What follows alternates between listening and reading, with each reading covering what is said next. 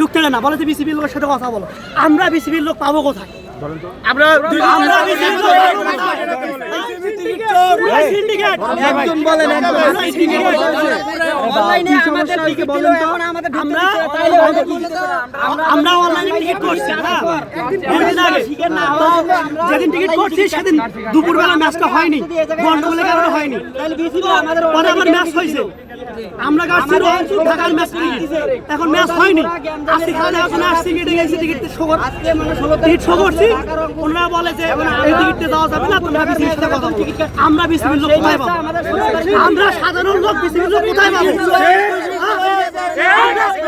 আমরা সার্ভিসে চাকরি করি, হ্যাঁ কেউ ছাত্র আছে, অনেক কষ্ট করে টাকা আমরা আসছি, 2 ঘন্টা জার্নি করে আসছি।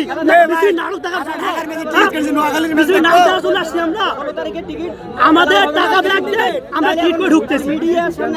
বিসিবি যে তাদের ওয়েবসাইটে একটা নির্দেশনা দিয়েছিল সেটা আপনারা ফলো করেছেন?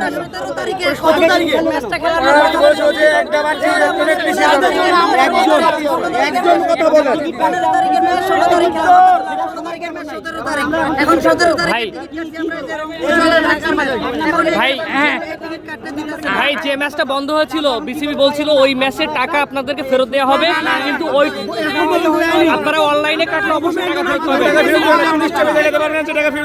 আপনারা কি অনলাইনে টিকিট কেটেছেন? তাহলে ক্লেম করেন, অনলাইনে ক্লেম করেন, করলে আপনারা টাকা ফেরত পাবেন।